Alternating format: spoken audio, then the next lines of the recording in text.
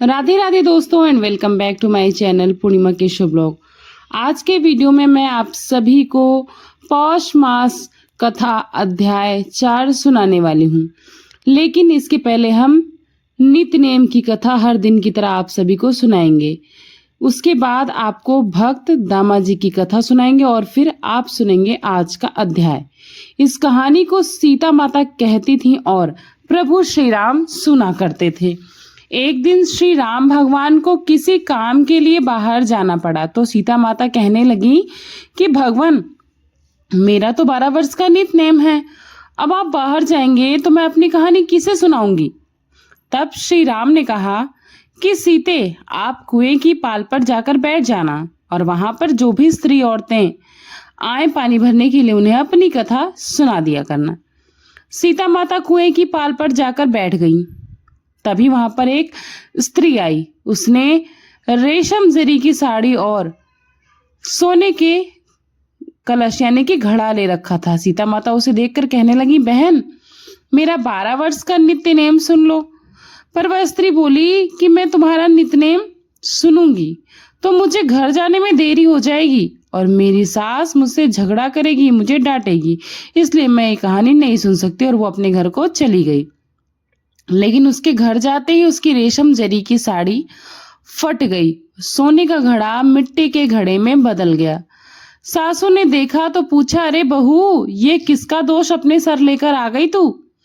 बहू बोली, माँ जी, कुएं के पास एक औरत बैठी थी। उसने अपनी कहानी सुनने के लिए कहा, लेकिन मैंने नहीं सुनी। शायद उसी का यह फल मुझे मिला है।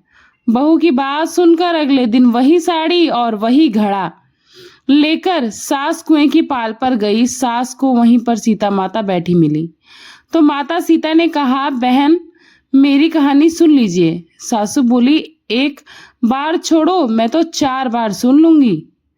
तब सीता माता बोली, राम आए, लक्ष्मण आए, देश के पुजारी आए, नित्य नेम का नेम लाए। आओ राम, बैठो राम, तपी रसोई जीमो राम, माखन मिश्री खाओ राम, दूध बतासा पियो राम, सूत के पलका मोठो राम, शाल दुसाला पोठो राम, साल दुसाला ओढ़ो राम, जब भी बोलूं राम ही राम, राम संवारे सबके काम, खाली घर भंडार भरेंगे, सबका बेड़ा पार करेंगे, श्री राम जय राम, जय जय राम।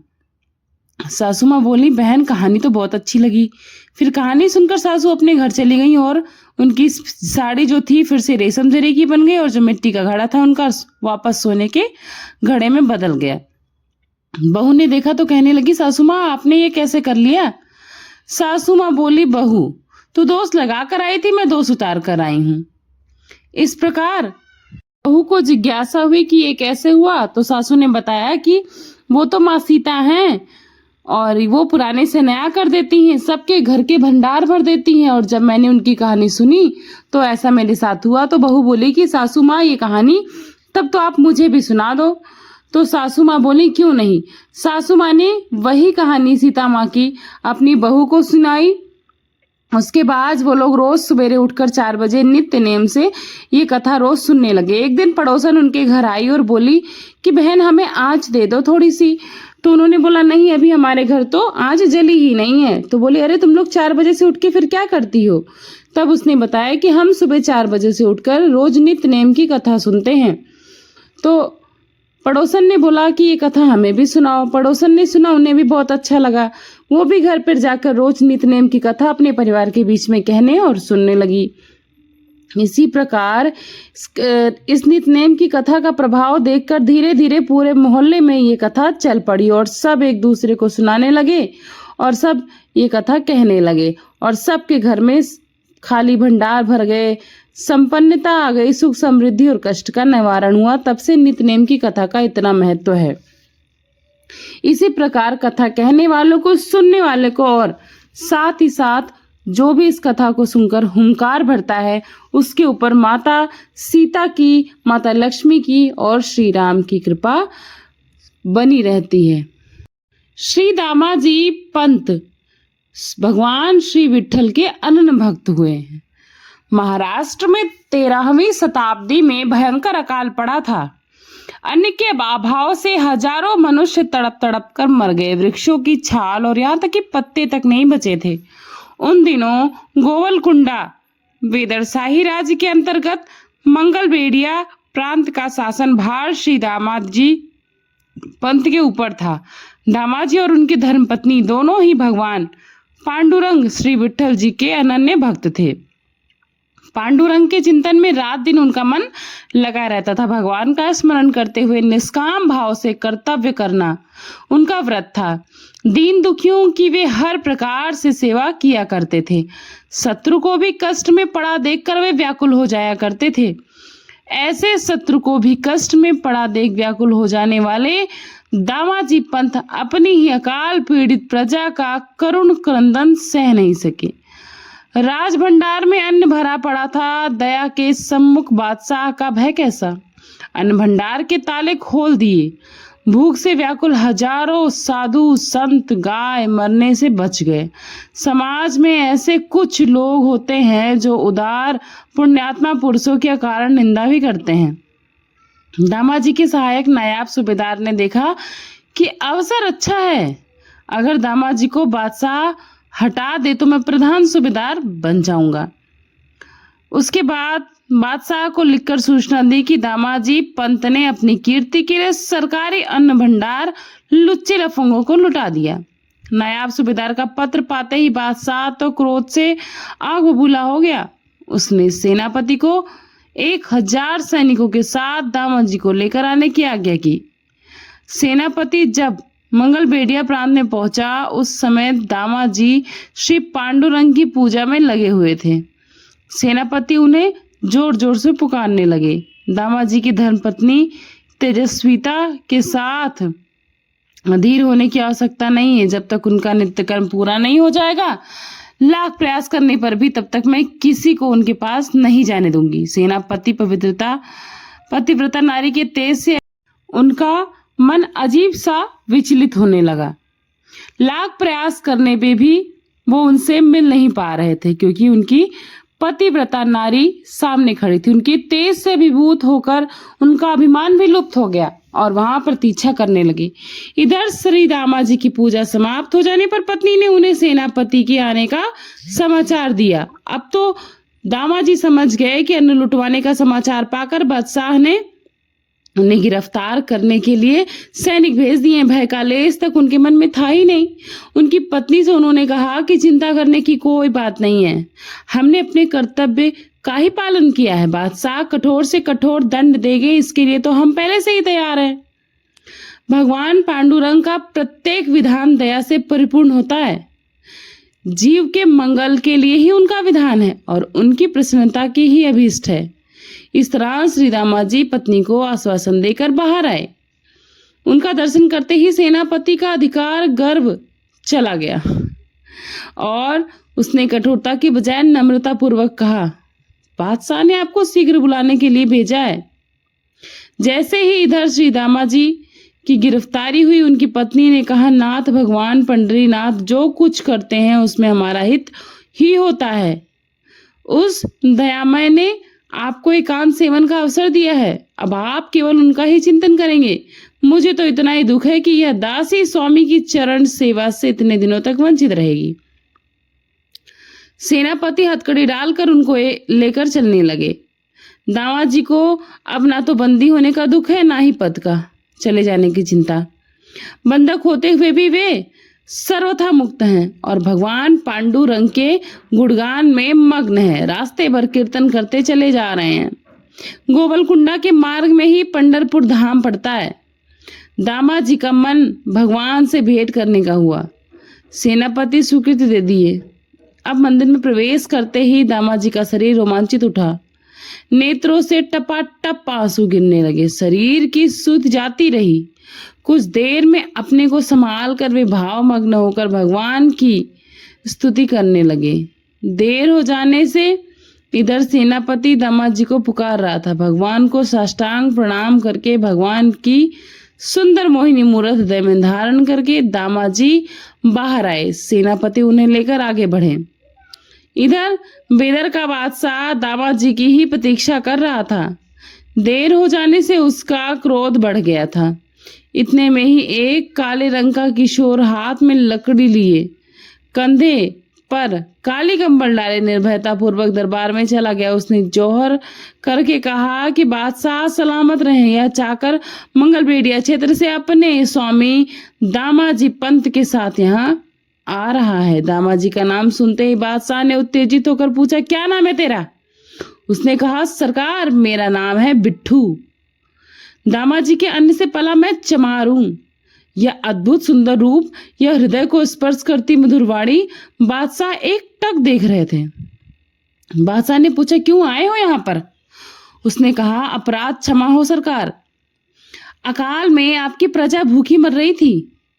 मेरे ही स्वामी ने आपको अन्न भंडार को खोलकर सब और अनाज बांट दिया। मैं तो बस उसी का एक मूल्य देने के लिए आया हूँ। आप कृपा करके पूरा मूल्य खजाने में जमा कर लें और मुझे रसीद दिलवाने की कृपा करें। बादशाह तो मन ही मन बड़ा लज्जित हुआ, पश्चाताप करने लगा कि मैंने दामाजी जैसे सच्चे सेवक पर बिना सोचे समझे बेईमानी का आरोप कैसे लगा दिया और उसे गिरफ्तार करने के लिए भी फौज भेज दी। बादशाह को व्याकुल देख बिट्ठू ने एक छोटी थैली निकाल कर सामने रख दी और बोला, सरकार जल्दी करें, मुझे देर हो रही है। यह रुपया जमा करके मुझे जल्दी रसीद दिलवा दीजिए। बादशाह का तो दिल ही नहीं चाहता था कि बिट्ठू उनके सामने एक पल के लिए से भी हटे, परंतु क्या भी किया जाए, बिट्ठू साधारण ही सही, परंतु उसकी इच्छा के विपरीत मुंह तक खोलने का साहस बादशाह को अपने में नहीं दिख रहा था। उन्होंने खजांची के पास उसे भेज दिया। बेचारा खजांची तो हैरान रह गया। वो उस छोटी सी थैली से जितनी बार धन उलटता उतनी बार वो थैली भर जाती। रसीद प्राप्त करके उसे रसीद पर बादशाह के दस्तखत और शाही मोहर ले ली। चलने से पहले बिट्ठू ने कहा, मेरे स्वामी चिंता कर रहे होंगे, अब मैं मुझे आज्ञा दीजिए सरकार। ऐसा कहकर बिट्ठू वहां से चला गया। यहाँ बादशाह ने दीवान जी को आज्ञा दी कि तुम दामाजी को शीघ्रता से आदर पूर्वक यहाँ लेकर आओ। इधर दामाजी पंत पंढरपुर से आगे चले आए थे। एक दिन स्नान आदि करके गीता पाठ करते समय उनको एक चिट्ठी मिली जिस पर लिखा हुआ था कि दामाजी पंत से अपने अन्न भंडार के पूरे रुपए चुकती भर पाए। उस पर शाही मोहर और बादशाह के दस्तखत भी थे। दामाजी को आश्चर्य हुआ, लेकिन वो अपनी पूजा में लगे रहे। इधर बादशाह का संदेश लेकर दीवान जी पहुंचे। दामाजी की हथकड़ियां खोल दी गईं और उन्हें सम्मान पूर्वक सवारी पर बिठाया गया। बादशाह की तो विचित्र दशा हो रही थी।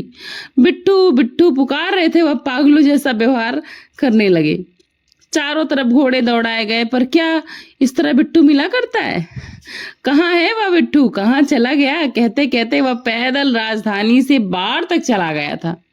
उसी समय दामाजी सामने से आ रहे थे। बादशाह दौड़कर उनको गले से लगा लिए जाकर और बड़े कातर स्वर में कहने लगे, दामाजी दामाजी बताओ, मुझ पापी को वह प्यारा बिट्ठू कहाँ मिलेगा?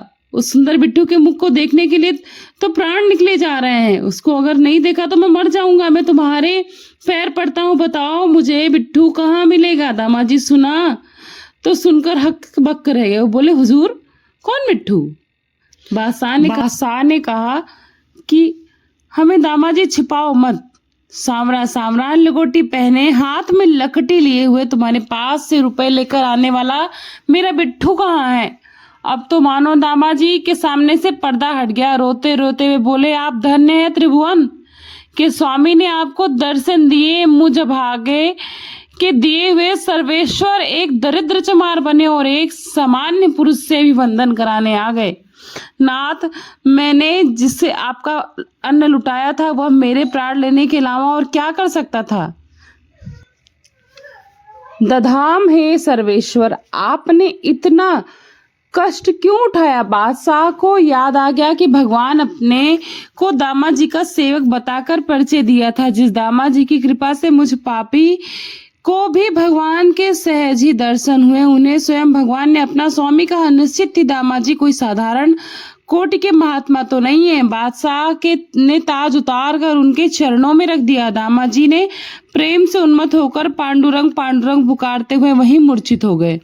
भक्ति वत्सल भगवान ने उन्हें आकर उठाया। उस समय बादशाह ने भी दामाजी की कृपा से श्री भगवान के दर्शन किए। बादशाह भी उन सौंदर्य सागर के पुनः दर्शन पाकर कृतार्थ हो गए। संसार में कोई भी सेवक को अपना स्वामी नहीं बनाता, लेकिन श्री भगवान ऐसे हैं कि वो अपने दास की भक्ति पर रीझ कर उन्हें अपना स्वामी बना लेते हैं। सभी प्रेम से बोलिए पांडुरंग भगवान की जय, श्री विठ्ठल भगवान की जय, श्री दामाजी पंत की जय। अब सुनिए आज का अध्याय। स्वामी समर्थ जब बंकटलाल के घर में थे तब एक अप्रत्याशित घटना घटी। बरार के लोग वैशाख शुक्ल पक्ष तृतीया को यानी कि अक्षय तृतीया, जिसे अजातीख भी कहते हैं यहाँ के लोग, इस दिन श्राद्ध पक्ष करके पितरों को उदक कुंभ देते हैं। बरार में एक बहुत ही बड़ा महत्वपूर्ण पर्व माना जाता है। उस दिन महाराज बालकों में बैठकर लीला कर रहे थे। गजानन महाराज ने बालकों से कहा कि बालकों, तुम लोग चिलम में तंबाकू भरकर आग ऊपर रखकर मुझे दे दो। यह सुनकर बालक बड़े आनंदित हुए और तंबाकू चिलम में भरकर आग के लिए सोचने लगे, क्योंकि पर्व का दिन था। उस दिन चूल्हा जलाने में देर हो रही थी। तब उनकी कठिनाइयों को जानकर बंकटलाल ने बालकों से कहा कि अरे, अपनी इस गली में जानकी राम सुनार की दुकान है, वहां से आग ले आओ, क्योंकि सुनार की दुकान में पहले अग्नि पिटाए बिना काम ही नहीं चलता है। यह सुनकर सारे बालक दौड़कर जानकी राम की दुकान पर गए और महाराज की चिलम भरने के लिए आग मांगी। सुनकर जानकी राम क्रोधित हो गया और बोला, आज तो अक्षय तृतीया का दिन है, शनिवार के दिन मैं आग नहीं दूंगा। तब बालकों ने हाथ में जोड़कर कहा कि आप कैसा व्यवहारिक विचार कर रहे हैं। यह आग तो गजानन महाराज के चिलम के लिए चाहिए, और साधु के कार्य में भला शुभ अशुभ का अवसर कहाँ देखा जाता है। यह तो बड़ा पुण्य का कार्य है। अरे, हम लोग तो बालक हैं, आप तो प्रौढ़ व्यक्ति है ना। क्या आप इतना भी नहीं जानते कि जो ऐसी बातें कर रहे हैं, अगर आप हमें अग्नि देंगे जिससे गजानन महाराज का चिलम पीकर मन तृप्त हो जाएगा, तो आपका कल्याण अवश्य ही होगा। किंतु जानकी राम ने बालकों की एक भी नहीं सुनी। कहते हैं कि डूबते का पैर और गड्ढे में जाता है। वह बालकों को उल्टी सीधी बात करते हुए कहने लगा कि अरे गजानन काहे का पुण्यवान और काहे का साधु। अरे, वह तो चिलम बहादुर है, गांजा तंबाकू फूंकता पीता है और पागलों की तरह गांव भर को में नंगा घूमता रहता है। गंदी गंदी नालियों का पानी पीता रहता है। ना तो उसकी जात का पता है, ना तो उसकी पात का पता, ना कुल का, न धर्म का। भला ऐसे व्यक्ति को मैं साधु नहीं मानता। बंकटलाल तो निरा बिद्दू है, उसके ध्यान में ही लगा रहता है। मैं आग वाग नहीं देता उसकी चिलम के लिए। अगर वह साक्षात्कारी है तो आग मांगने की क्या जरूरत है। अपनी शक्ति से ही आग क्यों नहीं जला लेता वो। अब जलंधर नाथ चिलम पीते थे, किंतु आग के लिए वे घर घर नहीं घूमे। जाओ, यहाँ खड़े मत रहो, मैं आग नहीं दूंगा। मेरी नजर उस पागल की कोई कीमत नहीं है मेरे नजर में। सारे बालक उदास मुख लेकर वापस महाराज जी के पास आए और जो कुछ भी हुआ था सारा वृत्तांत महाराज जी को सुना दिया। महाराज जी यह सुनकर बंकटलाल से बोले, बंकटलाल, चिलम पर काडी पकड़ो। सुनकर बंकटलाल ने कहा, महाराज, काडी घिसकर मैं चिलम जला देता हूँ। बगैर घिसे काडी पीटती नहीं और अग्नि नहीं होगी। सुनकर महाराज ने कहा, बक बक मत करो, जितना कहता हूँ उतना करो। काडी बगैर घिसे चिलम पर पकड़ो। महाराज की आज्ञा मानकर बंकटलाल ने वैसा ही किया। चिलम पर काडी ऊपर पकड़ी और तो श्रोताओं, क्या चमत्कार हुआ ये भी सुनना। काड़ी चिलम पर पकड़ते ही अग्नि नारायण चिलम से प्रकट हो गए। अपने आप चिलम जल गई। और ऊपर से आश्चर्य की बात तो यह है कि काड़ी जैसी भी थी वैसी ही रही, जले ही नहीं। यह साक्षात शक्ति है, केवल पाखंड नहीं। और इसी को तो साधुत्व कहते हैं। अब जानकी राम सुनार के घर पर क्या हुआ यह भी सुनिए। बरार में अक्षय तृतीया को और पकवानों के साथ एक इमली, गुड़, इलायची आदि डालकर चिंचवाड़ी नाम का सार बनाया जाता है। अक्सर लोग इसके साथ पकवानों के पूरण की पुड़िया बनती है, वे इसी से खाते हैं। जानकी राम के यहाँ पर वह चिंचवाड़ी बनाई गई थी। जैसे ही वर्ष प्रतिपदा को निम्र पन्नों का महत्व होता है, वैसे ही अक्षय तृतीया को इस चिंचवड़ी का महत्व होता है। दोपहर में जब सुनार के यहाँ भोजन करने के लिए पंक्तियां बैठी, सारी पत्तलें परोसी गईं और द्रोणों में यह चिंचवड़ी भी परोसी गई। अब आश्चर्य की बात यह हुई कि चिंचवड़ी के दोनों में झल्लियां भर गईं और अखंड कीट बुझबुझाते कीड़े पकौड़े दिखाई देने लगे, जिससे लोगों में बड़ी घृणा हो गई। वहां तुरंत उठकर वो भागने लगे। सारा का सारा अन्न पकवान व्यर्थ हो गया। सब देखकर जानकी राम सुनार अब अधोवन हो गया। खिन्न मन से सोचने लगा कि ऐसा क्यों हुआ। केवल अन्न ही नहीं बेकार हुआ, बल्कि पितरों का श्राद्ध भी तो उपोषित हो गया। उसने अनुमान लगाया कि महाराज की चिलम की अग्नि को देने से जो मना कर दिया था, उसी की वजह से तो नहीं हुआ। सब खूब बुरा भला कहा, उसी का यह फल है, उसी के मैं दोषी हूँ। बंकटलाल ने उसका समाधान करते हुए समझाया कि आपने जो इमली ली, शायद उसके बीज कीड़े वाले होंगे। सुनकर जानकी राम ने कहा, सेठ जी आप ऐसा कैसे कहते हो? मैं तो बिल्कुल नई और शुद्ध इमली ली थी। बीज अभी भी कूड़े में पड़े हुए, देख लीजिए, कहीं कीट का कोई नाम तक नहीं है उसमें। अब ऐसा क्या करें कि मुझे महाराज जी के पास ले चलिए, मैं उनके चरण पकड़कर अपने अपराध के लिए क्षमा मांग लूंगा। संत तो दया धन होते हैं, मुझे अवश्य ही क्षमा कर देंगे वे। ऐसा कहकर जानकी राम डरते डरते महाराज के पास गया और उनके चरणों में साक्षात दंडवत प्रणाम करके बोला, दयाधन, मैंने तो बहुत बड़ा अपराध किया है, अनेकों अपराध किए हैं। आप मुझे कृपा करके क्षमा कर दीजिए। आप तो साक्षात पार्वतीपति भगवान शंकर है ना। जो मेरा भ्रम था उसका आज निवारण हो गया है। मेरे अपराध तड़ों को आप अपनी कृपा अग्नि से भस्म कीजिए, मेरे अहंकार को भस्म कीजिए। इसके बाद मैं कभी भी इसकी अवहेलना नहीं करूंगा। जितना दंड आज दिया है उतना ही बस काफी है। आप अनाथों के नाथ हैं, हे दया प्रभु मुझ पर भी कृपा कीजिए, मेरा अंत न देखिए। यह सुनकर महाराज जी बोले, अरे तिल भर भी झूठ मत बोल, तुम्हारे उस चिंचवड़ी सार में कहाँ कीड़े बैठे हैं? वह तो मधुर और उत्तम स्वादिष्ट है, बिना वजह ही हम पर दोष मरता है। सुनकर लोगों ने जाकर दोबारा जब पात्र देखा तो सार स्वच्छ और बिल्कुल कीड़े रहित हो गया था। पहला दृश्य एकदम बदल गया था। शाम का समय हो चला था। अब तो देखते ही यह आश्चर्यजनक घटना पूरे गांव भर में फैल गई, उसी तरह जैसे कस्तूरी की सुगंध फैल जाती है, जिससे उसके मुंह से यह चमत्कारिक समाचार कथन किया जा रहा था। हर कोई इस चमत्कार के बारे में ही बात कर रहा था। श्री गांव में चंदू मुकीन नाम का एक समर्थ परम भक्त था। जेठ का महीना था। अनेक भक्त महाराज के चारों ओर बैठे हुए थे। कोई आम काट रहा था तो कोई आम की फांके महाराज के हाथ पर दे रहे थे। कुछ जोड़े महाराज के पद कमलों की दृष्टि लगाए बैठे तो कोई मिश्री का प्रसाद बांट रहा था। कोई महाराज जी के गले में पुष्पहार पहना रहे थे तो कोई महाराज के अंग में चंदन का लेप लगा रहे थे। तब महाराज ने चंदू से कहा कि मुझे आम नहीं चाहिए, तेरे घर में मटकी में तो गुजिया है, वही ला कर दे। तब चंदू हाथ जोड़कर बोला, महाराज इसमें गुजिया खाए की? अगर आपकी इच्छा हो तो मैं नई तलवा कर ले आऊंगा। महाराज जी ने कहा, अरे मुझे ताजे नहीं चाहिए, जो रखे हैं मैं बस वही लेके आओ।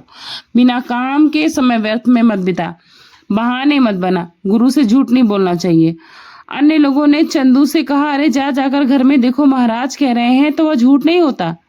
अब चंदू अपने घर में जाकर अपनी पत्नी से पूछने लगा कि अरे भाग्यवान, घर में गुजिया है क्या? उसकी पत्नी ने कहा, मैंने अक्षय तृतीया को गुजिया बनाई थी, अब तो उसी दिन समाप्त हो गई थी। अब तो इस बात को 1 महीना बीत गया है, अब भला घर में गुजिया कहाँ से रहेगी? लेकिन अपने घर में गुजियों का सामान सिद्ध है, आप कहें तो मैं झट से ताजी तैयार कर देती हूँ। तब चंदू ने कहा, महाराज को ताजी गुजिया नहीं चाहिए, मठों की चढ़ान में जो रखी है वही चाहिए। सुनकर उसने कुछ याद करके कहा, महाराज की वाणी तो एकदम सत्य है। 2 गुजिया बची हुई थी, वह मैंने मटके में रख दी थी और अब मैं इस बात को बिल्कुल भी भूल ही गई थी। ऐसा कहकर उसने मठों की उतान चढ़ार कर ढूंढना शुरू कर दिया। आश्चर्य की बात है कि बीच में मटके में 2 गुजिया रखी थी जो थोड़ी सूख गई थी, किंतु विकृत नहीं हुई थी, खराब नहीं हुई थी, उसमें बुरसी इत्यादि भी नहीं लगी थी। सत्य है, संतों की बातें कभी व्यर्थ नहीं होती हैं। गुजिया पाकर पति दोनों बड़े हर्षित हुए और कहने लगे कि वस्तुतः यह सर्वज्ञ योगीराज हैं। अब चंदू ने वह दोनों गुजिया ले जाकर महाराज जी को दी, जिन्हें महाराज जी ने बड़े प्रेम से खाया। जैसे भगवान राम ने सबरी और भिलनी के घर से बेर खाए थे ना, उसी तरह से गुजिया खाई। अब यह लीला देखकर सभी लोग कहने लगे, महाराज तो बड़े त्रिकालदर्शी हैं, उन्हें तो भूत भविष्य वर्तमान सब कुछ पता लगता है। श्री गांव से दक्षिण में चिंचोली नाम का एक छोटा सा देहात है। उसी गांव का रहने वाला माधव नाम का एक ब्राह्मण था। तरुणावस्था में प्रपंच ही उसका दैवत था। प्रारब्ध के आगे तो कोई नहीं जा सकता। जैसा विधि का लेख है होकर वैसा ही रहता है। माधव के पत्नी पुत्र आदि सब कोई परलोक सिधार गए। अब उसके पास कोई नहीं बचा था जिससे वे परेशान होकर वो उद्मग्न होकर वह भी संसार से विरक्त हो गया था। उसके घर में जो भी वस्तु थी, जो भी सामान था, उसने सब कुछ बेच डाला और सोचने लगा कि मैं युवावस्था में संसार से व्यग्र हो रहा था। दीन बंधु, आपका स्मरण तो मैंने कभी किया ही नहीं। अब सारा संसार शांत हो गया है, मेरे पास कोई परिजन नहीं बचे हैं, बस आपके बिना मेरी रक्षा कौन करता है। ऐसा पश्चाताप उसके अंदर आया और से गांव में आया और गजानन महाराज के द्वार पर हट करके बैठ गया। मुंह से नारायण नारायण नाम का स्मरण करते हुए उसने अन्न जल छोड़कर उपवास करना शुरू कर दिया। इसी अवस्था में एक पूरा दिन बीत गया। महाराज जी उसके वैसा करने से रोकने का प्रयास करने लगे। महाराज जी ने कहा, देखो ऐसा करना ठीक नहीं है, यही नारायण का नाम तुमने पहले क्यों नहीं स्मरण किया। अब प्राण निकल जाने पर वैद्य बुलाकर भला क्या लाभ है। तारुण अवस्था में ब्रह्मचर्य का पालन करने से वृद्धावस्था में स्त्री करने से कोई लाभ नहीं होता। अरे जो जिस समय करना है उसी समय अच्छा लगता है, उसी समय करना चाहिए, पर घर जलने पर कुआं खोदने से क्या लाभ। जिस कन्या पुत्रों के लिए तुम आजन्म पचते रहे, अंत में वे सब के सब तुम्हें छोड़कर चले गए। शाश्वत को छोड़कर अशाश्वत का परिपोष करता रहा। अब किए हुए कर्म का फल तो तुम्हें भुगतना ही पड़ेगा। यह सुनकर भी माधव ने हठ नहीं छोड़ा। लोगों ने उसका उपवास खुलवाने का बहुत प्रयास किया, लेकिन सब व्यर्थ हो गया। कुलकर्णी नाम की एक सज्जन ने भी घर ले जाकर उसे भोजन कराने का प्रयास किया, किंतु माधव ने तो किसी की भी सुनी ही नहीं। वो तो बस नारायण का स्मरण करते करते वहीं पर डटा रहा। इस अवस्था में रात के बाद दोपहर बीत गई। आकाश अंधकार से भर गया। रात्रि का डरावना ध्वनि स्वर आसपास गूंजने लगा। पास में कोई नहीं है। ऐसा देखकर महाराज ने एक कौतुक किया। यम के समान भयानक रूप धारण करके वे माधव की ओर मुख पसार कर दौड़े। अब तो वह देखकर माधव डर गया और जीभ निकालकर बाहर की ओर भागा। मारे डर के घबराहट के मुंह से झाग आने लगे, शब्द नहीं फूट रहे थे। ऐसा देखकर महाराज सौम्य रूप में आकर माधव से बोले, अरे क्या यही तुम्हारा धैर्य है। तुम काल के भक्ष में हो, ऐसे ही तुम्हें काल एक दिन खाएगा। यह मैंने केवल आगामी संकेत मात्र से तुम्हें बताया है। तब माधव ने कहा, भगवान अब आप यमलोक की वार्ता ना कीजिए, मुझे वहां जाने से बचाइए। बैकुंठ लोक में मुझे जाना है, आप मुझे वहीं भेजिए। मेरे पातक राशि को भस्म करना अब आपके लिए तो असंभव नहीं है। जब पूर्व जन्म के पुण्य उदय होते हैं तभी तो संत समागम होता है। तब महाराज जी ने हंसकर कहा कि माधव, तुम्हारा अंतकाल समीप आ गया है, नारायण नारायण ही भेजो। असावधान मत रहो, अगर चाहते हो तो मैं तुम्हारी आयु बढ़ा दूंगा। सुनकर माधव ने कहा, दयाधन, आयु बढ़ाकर फिर से इसी लोक प्रपंच में मुझे आप मध्य के लिए। महाराज ने कहा, तथास्तु, जो तुम चाहते हो वही होगा। अब इस भूमि पर पुनः जन्म नहीं लोगे। यह गुप्त संवाद माधव और महाराज के बीच में ही हुआ, जिसका वर्णन ही नहीं किया जा सकता। माधव इस तरह लोक के पूरे कार्यों से विरक्त हो गया। सो लोग उपवास के कारण यह उन्मत्त हो गया है, ऐसा कहने लगे कि बल्कि सच्चाई तो कुछ और ही थी। माधव का देहावसान हो गया और वह समर्थ सनिधि तथा उसके वरदानों से मुक्त हो गया। एक बार महाराज अपने शिष्यों से बोले कि वैदिक ब्राह्मणों को बुलाकर यहाँ मंत्र घोष करवाओ, जिससे देवाधिदेव प्रसन्न होंगे। कैरी का पन्ना, पेड़ा, बर्फी, खोआ, भेजी नामक युक्त चना दाल, इसका उपहार देखकर एक दक्षिणा भी दो। ब्राह्मण धनपाठी होना चाहिए। सुनकर शिष्यों ने कहा, महाराज से गांव में वैदिक ब्राह्मण तो है ही, आप कहेंगे तो खर्चा हम करने को तैयार हैं, किंतु ऐसा ब्राह्मण मिलना मुश्किल है। यह सुनकर महाराज बोले, आप लोग तैयारी करिए, भगवान ब्राह्मण स्वयं भेज देंगे। यह सुनकर सभी लोग प्रसन्न हुए और थोड़ी ही देर में 100 रुपये जमा हो गया। उन्होंने सब सामान लाया, चंदन घिसकर केसर मिलाई, कपूर मिलाया। सामान्यतः दोपहर के समय ब्राह्मण आ ही गए, जो पद पाठ जटा धन पाठ जानते थे। बड़े वैभवपूर्ण वसंत की पूजा की गई। ब्राह्मणों ने वेद पाठ किया। दक्षिणा पाकर आनंदित होकर अन्य ग्राम भी गए। वे संत के मन में आता देख कुछ पूर्ण ही हो जाता है, ऐसा संतों का प्रभाव है। बंकटलाल और उसके वंशज आज भी यह उपक्रम शेगांव में कर रहे हैं। धन्य है शेगांव और वहां के रहने वाले लोग। सभी वासी जी ने महाराज के दर्शन हुए। हरे कृष्ण। आज की कथा में बस इतना ही, और आगे की कथा आप सभी कल के अध्याय में सुनेंगे। और आशा करती हूँ कि आप सभी को ये कथा पसंद आई होगी। और इस चैनल पर भी इस वीडियो के माध्यम से नए जुड़े हैं तो चैनल को सब्सक्राइब कर लीजिएगा, वीडियो को लाइक करिएगा और कमेंट बॉक्स में हर हर महादेव जरूर लिखिएगा। वीडियो को ज़्यादा से ज़्यादा शेयर करिएगा फ्रेंड्स एंड फैमिली के साथ, क्योंकि भक्तिदान महादान होता है।